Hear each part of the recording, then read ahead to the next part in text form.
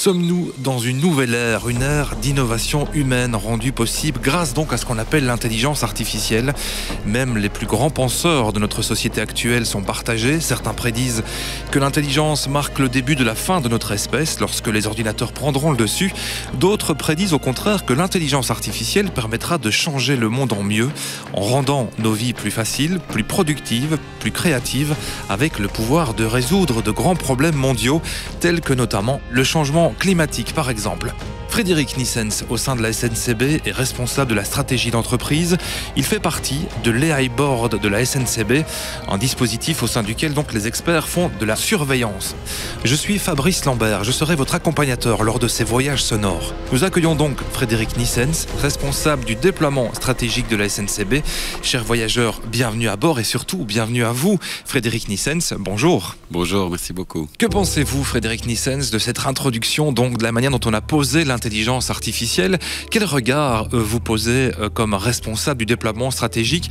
Est-ce que c'est un terme qui vous fait peur, l'intelligence artificielle, et qui pourrait faire peur au sein d'une entreprise comme la SNCB?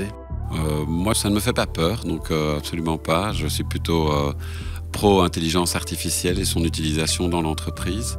Avec néanmoins un petit bémol par rapport à votre introduction, c'est le côté d'apporter des solutions, par exemple aux défis climatiques. Il faudrait d'abord évidemment être sûr que la consommation électrique de l'intelligence artificielle, puisque ça consomme d'énormes volumes d'électricité pour faire tourner ces serveurs et brasser cette masse d'informations, qu'elle soit la plus limitée possible en termes d'impact environnemental. Oui, c'est bien sûr aujourd'hui, il y a encore une grande nébuleuse par rapport à toutes ces transformations que la SNCB doit aussi porter sur ses épaules. L'intelligence artificielle, ce n'est pas nouveau, on en parlera dans les premiers épisodes de ce podcast. D'abord, Frédéric Nissens, comment fonctionne au sein de la SNCB ce qu'on appelle un AI, Intelligence Artificielle Board? Alors nous avons mis en place ceci vraiment tout récemment, un AI Board qui s'est déjà réuni quelques fois, mais surtout pour parler de la manière dont on va structurer notre fonctionnement. Et donc c'est un board qui n'a pas pour objectif de remplacer les organes de gestion de l'entreprise dans la gestion par exemple des projets, mais qui apporte une analyse complémentaire qui a été jugée utile avec un angle de vue à la fois stratégique, de l'innovation, aussi du contrôle de l'utilisation des données qui est faite, de la sécurité des données, de la confidentialité des données, donc le cadre réglementaire global et aussi le respect des standards éthiques de l'entreprise. Combien de personnes au sein de ce board, combien de personnes au sein de la SNCB sont chargées aujourd'hui de faire de la veille sur ce qu'on appelle l'intelligence artificielle et quels sont vraiment les profils de ces personnes, Frédéric Nissens? Nous sommes, je vais compter avec vous, donc il y a un représentant qui est le DPO, il y a un représentant du CISO, il y a un représentant du service juridique, ça fait 3, il y a un représentant de l'Innovation Lab et il y a un représentant de la stratégie qui est moi-même. Donc ça fait 5 personnes au total. Est-ce qu'on peut déjà, Frédéric Nissens, identifier quelques réalisations concrètes qui ont été menées depuis plusieurs années par ce board consacré à l'intelligence artificielle au sein de la SNCB? Alors, depuis plusieurs années, ce serait difficile puisqu'il vient d'être quelque part établi. Oui, je l'ai un peu vieilli, pardon. Mais concrètement, les choses sont en train de se mettre en place maintenant. Donc le board a établi une note de vision qui va bientôt pouvoir être partagée au sein de l'entreprise sur son rôle, ses activités, la manière dont il va intervenir en amont de la gestion de projet par exemple, donc pour apporter cet assessment, quelque part cette évaluation des risques et opportunités de l'utilisation de l'intelligence artificielle dans certains projets, parce qu'on n'utilise pas partout, mais quand on a recours à l'intelligence artificielle dans certains cas pour développer des projets informatiques, notamment le board à ce moment-là émettra un avis qui devra quelque part être intégré, pris en compte par les gestionnaires de projet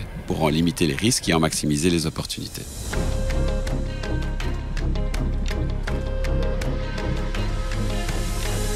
Notre deuxième épisode de Bienvenue à bord abordera justement le futur de la SNCB en lien avec l'intelligence artificielle. On ne va pas déjà illustrer ce qui sera abordé lors du deuxième épisode, mais votre profil aussi à vous, Frédéric Nissens. Vous faites donc de la veille. Quel est votre profil? Est-ce que vous êtes constamment consacré et quelque part obnubilé par l'intelligence artificielle? Alors je ne trempe pas tous les jours dedans, donc c'est pas mon rôle.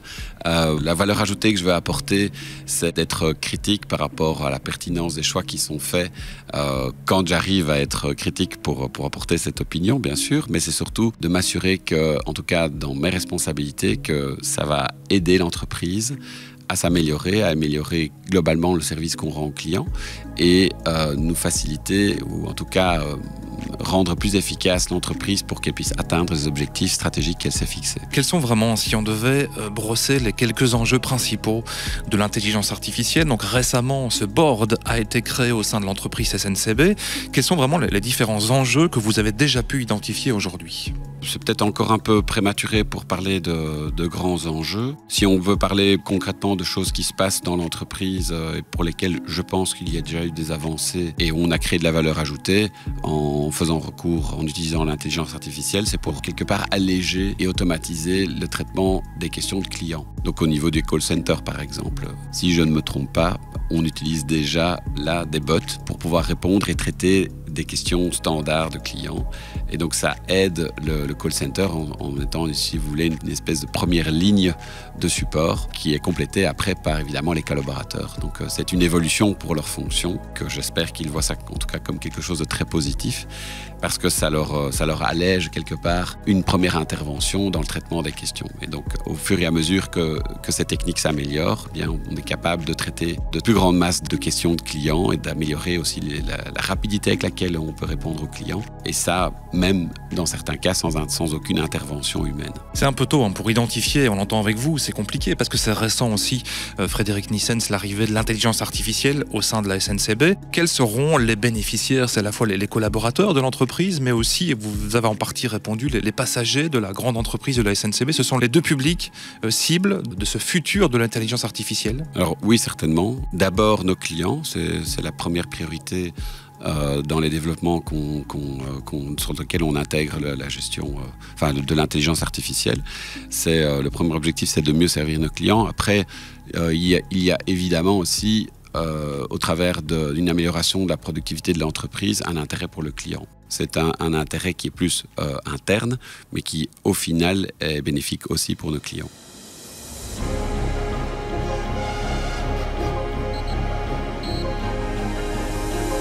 Quand on parle d'intelligence artificielle, on parle très souvent de chat GPT, on en parlera dans les prochains épisodes de Bienvenue à bord. Quel est le regard que vous portez sur cet outil très récent? Qu'est-ce qu'il pourrait apporter à une grande entreprise comme la SNCB? Il peut faciliter de manière générale le traitement de tâches, j'ai envie de dire répétitives, standards, certainement des tâches administratives. Il pourra libérer quelque part de la force de travail pour qu'elle se concentre sur des choses plus créatives.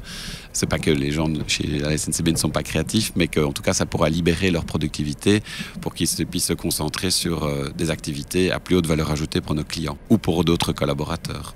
Et donc moi je suis convaincu que ça va pouvoir permettre de simplifier pas mal de choses dans le travail journalier.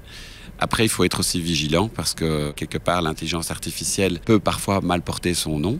Dans le sens où elle se base aussi sur des informations et des choses qui ont été préalablement créées par des hommes. Et si les choses sur lesquelles elle se base sont parfois biaisées ou contiennent des erreurs, donc il faut être attentif aussi aux données sources qu'on utilise pour pouvoir générer de la valeur ajoutée, être attentif que les sources qui sont utilisées au départ sont correctes et qu'elles ne contiennent pas de biais. Autrement, l'intelligence artificielle, elle n'est pas critique par rapport à la qualité des données qu'elle utilise. Et donc, elle pourrait être amenée à générer de mauvaises informations ou en tout cas des informations qu'on pourrait croire comme justes et correctes alors qu'elles sont fausses. Votre présence dans ce premier podcast, Frédéric Nissens, montre que, sans mauvais jeu de mots, la SNCB a pris le train en marche de l'intelligence artificielle. C'était vraiment important. Est-ce qu'il y a eu un déclic au sein de l'entreprise par rapport à cette grande question de l'intelligence artificielle, de se dire, tiens, il est temps aujourd'hui de se consacrer pleinement, de mettre un board en place.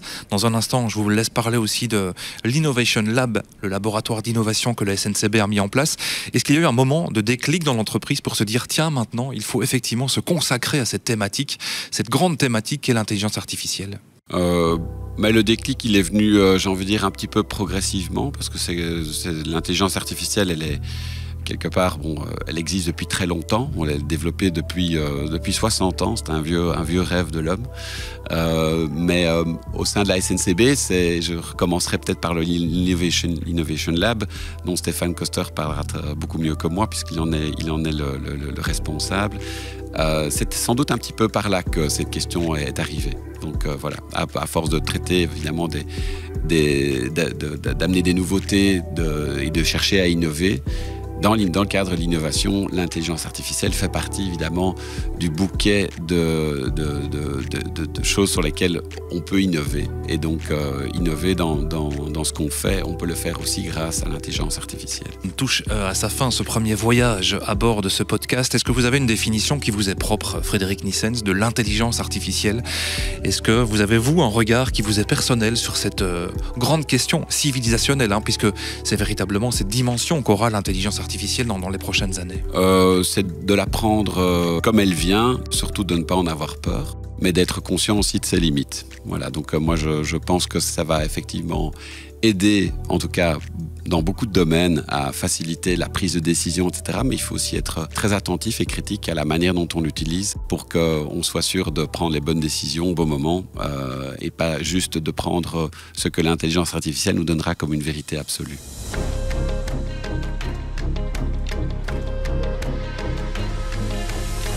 Tout dernier aspect au sein d'une grande entreprise comme la SNCB et au sein des clients qui ont sans doute aussi un regard là-dessus.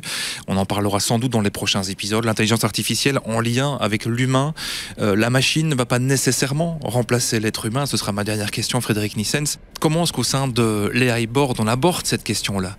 De l'importance aussi d'une grande entreprise comme la SNCB d'avoir un service humain et de ne pas faire en sorte que la machine remplace ce qu'on appelle l'intelligence aussi humaine et qui n'est pas artificielle cette fois-ci. Bien sûr. Je pense qu'il y a encore tellement de choses que l'intelligence artificielle n'est pas capable de faire, n'a pas d'émotion. Et donc ça, c'est certainement des choses qui sont fondamentales aussi dans le travail au quotidien. Et le plaisir de travailler avec des personnes, c'est tout ce volet-là. Mais je pense qu'aucun souci avec la manière dont ça va se passer à la SNCB. Je pense qu'on peut parler plus d'une évolution plutôt que d'une révolution. Et donc là, c'est libérer les gens, je le dis et je le répète, mais c'est faire évoluer aussi le contenu de ce que les gens peuvent faire au quotidien vers quelque chose de plus qualitatif et donc qui est plus valorisant aussi pour les personnes. Merci beaucoup pour ce premier état des lieux sur l'intelligence artificielle au sein de la SNCB. On aura l'occasion dans ce podcast Bienvenue à bord, dans le 2e et le 3e épisode, d'aller plus en concret sur ce qu'on appelle véritablement le train du futur. Notre voyage touche à sa fin, on va bientôt descendre de ce premier train. Frédéric Nissens, toute petite question sur le train, évidemment, sur votre rapport émotionnel aussi à la Belgique. Est-ce qu'il y a une gare qui vous est chère dans notre pays, que ce soit à Bruxelles, Flandre ou Wallonie? Si vous devez prendre le train pour passer quelques minutes et vous dégourdir les jambes, quelle est votre destination préférée, Frédéric Nissens, en Belgique? Mais c'est pas très très loin d'ici en fait, c'est la gare de Schaerbeek. Personnellement, je trouve que c'est une des plus belles gares du pays, peut-être même la plus ancienne, je ne sais pas exactement, mais en tout cas le style architectural est quelque chose qui est tout à fait particulier, qui est d'une certaine époque et que je trouve particulièrement beau. Elle a été rénovée. Par contre, les quais auraient certainement besoin d'être rénovés, mais ils sont classés aussi, ce qui montre l'importance de ce patrimoine aussi pour la SNCB. Et donc, c'est un très bel endroit. Donc, quand je peux m'y arrêter, je suis toujours un peu ébahi et admiratif de la qualité de ce bâtiment et de son originalité, quelque part. Merci beaucoup. Coup de cœur pour Schaerbeek dans ce premier épisode de Bienvenue à bord. Merci beaucoup, Frédéric Nissens, d'avoir fait partie de ce premier épisode, de cette grande aventure du podcast de la SNCB. À très bientôt et bon voyage. Merci beaucoup, à très bientôt. Merci à vous de nous avoir accompagnés dans ce tout premier épisode de Bienvenue à bord. N'hésitez pas à partager évidemment le podcast, à en parler autour de vous, à lui mettre des petites étoiles, à le suivre. On se retrouve tout bientôt pour un nouvel épisode. D'ici là, bon voyage, où que le rail vous porte. Et n'oubliez pas, vous êtes toujours bienvenue à bord.